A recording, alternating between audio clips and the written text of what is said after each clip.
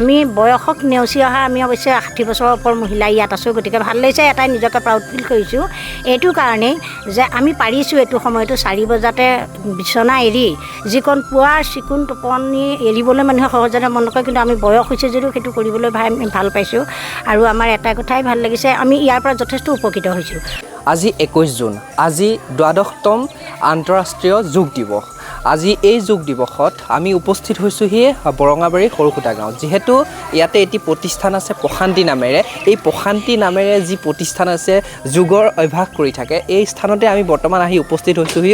যিহেতু এই স্থানত প্ৰায় 15গৰাকীও অধিক সকল বয়োজ্যেষ্ঠ মহিলা আছে, তেখেতসকলে পুৱা আহি ইয়াতে যোগৰ অভ্যাস কৰিছেহি। পুৱাৰ যি টোপনি, সেই টোপনিক তেখেতসকলে পাহৰি কিন্তু সেই নিজৰ সুস্বাস্থ্য ৰক্ষাৰ উদ্দেশ্যে তেখেতসকল পুৱাৰ ভাগতে ওলাই আহিছে যি যোগৰ অভ্যাস কৰিবৰ বাবে। যিহেতু তেখেতসকলৰো বয়স হৈ আহিছে, বিভিন্ন ধৰণৰ বেমাৰ আজাৰে তেখেতসকলক হয়তো দেখা দিব পাৰে, সেই সকলোবোৰ তেখেতসকলে যাতে নিৰোগী হৈ থাকে, তেখেতসকলে যাতে কোনো ধৰণৰ এনেকুৱা ধৰণৰ সমস্যাত ভুগিবলগীয়া নহয়, তেনেধৰণৰ বাবে তেখেতসকলে যি সেই প্ৰশান্তি নামেৰে যোগ কেন্দ্ৰ আছে, সেই কেন্দ্ৰতে আহি তেখেতসকলে যোগ অভ্যাস কৰি আছে। সেই ইয়াতে যোগৰ প্ৰশিক্ষক আছে আৰু প্ৰশিক্ষক মহোদয়েও খুব সুন্দৰকৈ তেখেতসকলক প্ৰশিক্ষণ দিছে। আৰু আমি জনামতে যে এই যোগ কেন্দ্ৰটো প্ৰায় এবছৰ 6 মাহ হৈছে, আৰু এবছৰ 6 মাহৰ পৰা যিসকল মহিলা ইয়াতে জড়িত হৈ আছে তেখেতসকলৰ কিন্তু এতিয়ালৈকে কোনো ধৰণৰ বেমাৰ আজাৰ দেখুওৱা নাই, সকলো সুস্থ হৈ আছে।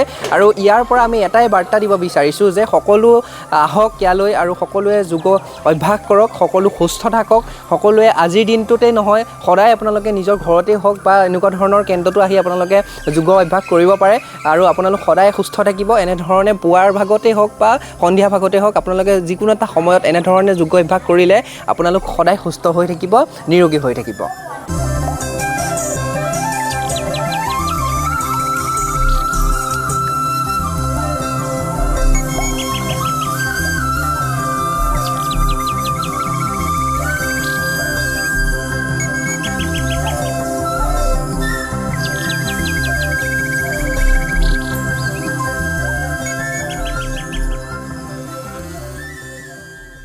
যিহেতু আমি বৰ্তমান উপস্থিত আছোঁ গহপুৰ সমজিলাৰ অন্তৰ্গত যি সৰুসুটা গাঁৱত, আৰু যি ইয়াতে আছে এটি যোগ কেন্দ্ৰ প্ৰশান্তি নামেৰে, এই যোগ কেন্দ্ৰটোত আমি বৰ্তমান আহি উপস্থিত হৈছোঁহি। যিহেতু ইয়াতে প্ৰায় 15গৰাকীৰো অধিক বয়োজ্যেষ্ঠ লোকসকলে ইয়াতে আহি পুৱাৰ যিসমূহ ব্যায়াম তেখেতসকলে কৰিছেহি, আমি সেই পৰিৱেশ দেখুৱাইছোঁ আপোনালোকক। যিহেতু এই স্থানত এই যোগ কেন্দ্ৰটোত প্ৰায় 1 বছৰ 6 মাহ সম্পূৰ্ণ হৈছে আজিৰ তাৰিখত। প্ৰশান্তি নামেৰে যিহেতু আপুনি এটি যোগ কেন্দ্ৰ এই যি স্থানত স্থাপন কৰিছে আৰু স্থাপিত কৰিছে, যিহেতু প্ৰায় আপোনাৰ লগতে 15গৰাকীৰো অধিক যি আপোনাৰ শিকিবলগীয়া তেখেতসকল আহিছে, এই যি আপোনাৰ পৰিকল্পনা কেনেধৰণে আহিছিল মনলৈ? হয়, নমস্কাৰ। শৰীৰ মাধ্যম খলু ধৰ্ম সাধনম, অৰ্থাৎ প্ৰথমে শৰীৰ, তাৰ পিছতহে ধৰ্ম সাধন। আমাৰ দৈনন্দিন কৰ্মসমূহ তাৰ পিছতহে, প্ৰথম শৰীৰ সুস্থ হ'লেহে তাৰপিছত আমি অন্যান্য কৰ্মখিনি কৰিব পাৰোঁ।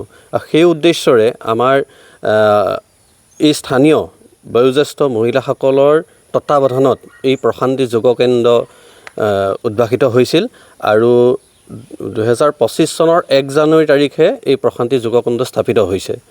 আৰু সেই তেতিয়াৰ পৰাই প্ৰতিদিনে এই ঠিক পুৱা মুহূৰ্তত যোগাভ্যাস কৰি থকা হৈছে। আৰু যোগাভ্যাস কৰি যিসকল যোগাভ্যাস কৰিবলৈ অহা ব্যক্তি তেখেতসকল নিৰোগী হৈছে, বহুত আৰোগ্য লাভ কৰি বিভিন্ন ধৰণৰ কৰ্মত তেওঁলোক নিয়োজিত হ'ব পাৰিছে, আৰু তেখেতসকলে এক প্ৰশান্তি অনুভৱ কৰিছে, আৰু সেইকাৰণে এই কেন্দ্ৰৰ নাম আমি প্ৰশান্তি ৰখা হৈছে। আৰু যিহেতু আজি UNৰ 69তম সাধাৰণ সভাত গৃহীত হোৱা যি আন্তঃৰাষ্ট্ৰীয় যোগ দিৱস সমগ্ৰ বিশ্বতে পালন কৰি অহা হয়, আৰু সেই উদ্দেশ্যৰে আমি প্ৰতি বছৰে এই আন্তঃৰাষ্ট্ৰীয় যোগ দিৱস পালন কৰোঁ।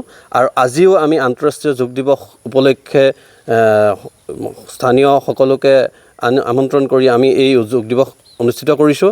আৰু এই যোগ দিৱসৰ যি মাহাত্ম্য আজি সমগ্ৰ ভাৰতবৰ্ষৰ উপৰিও সমগ্ৰ বিশ্বতে বিয়পি পৰিছে।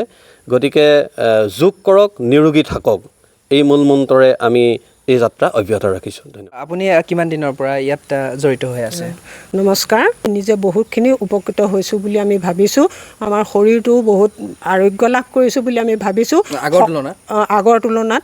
আৰু সকলোকে আমি আহ্বান জনাইছোঁ, সকলোৱে যোগ প্ৰাণায়াম কৰক, শৰীৰ সুস্থ ৰাখক আৰু সকলোৱে নিৰোগী হৈ থাকক। এইখিনি আমি যোগ দিৱসৰ সকলোলৈকে আমি আহ্বান জনাইছোঁ। ধন্যবাদ। সভানেত্ৰী মহোদয় আছে, বাইদেউ কি ক'ব, যিহেতু আপোনালোকে প্ৰথম আৰম্ভণিৰ পৰাই জড়িত হৈ আছে, কি ক'ব কেনেধৰণে, যিহেতু আপোনালোকৰো বয়স হৈ আহিছে, আপোনালোকৰ বয়স হৈ অহাৰ লগে লগে বিভিন্ন ধৰণৰ বেমাৰ আজাৰে দেখা দিয়ে, কিন্তু আমি দেখিছোঁ আপোনাৰ কোনো ধৰণৰ আপোনালোক যিসকল জড়িত হৈ আছে আপোনালোকৰ কিন্তু কোনো ধৰণৰ তেনেকুৱা আমি একো দেখা নাই। কি ক'ব এই ক্ষেত্ৰত, কি ক'ব, যেতিয়াৰ পৰাই জড়িত হৈ আছে তেতিয়া নিজকে সুস্থ যেন অনুভৱ হৈছে, কি ক'ব এই ক্ষেত্ৰত? নমস্কাৰ। আজি আন্তঃৰাষ্ট্ৰীয় যোগ দিৱস। আমিও প্ৰশান্তি যোগ কেন্দ্ৰত যোগ দিৱস পালন কৰিছোঁ। এই যোগ দিৱসৰ দ্বাৰা সকলোৰে স্বাস্থ্য সুস্থ থাকক এই কামনা কৰোঁ।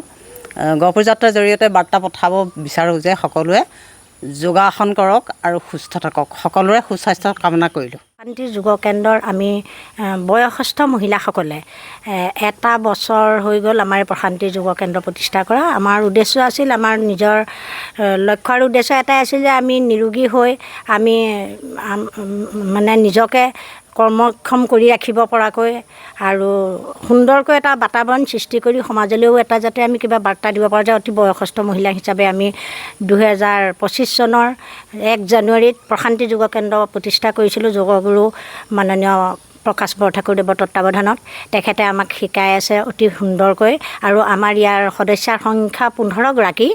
ইয়াত আমি এটাই ক'ব খোজোঁ যে আমি বয়সক নেওচি অহা, আমি অৱশ্যে 60 বছৰৰ ওপৰৰ মহিলা ইয়াত আছোঁ, গতিকে ভাল লাগিছে, এটাই নিজকে প্ৰাউড ফিল কৰিছোঁ।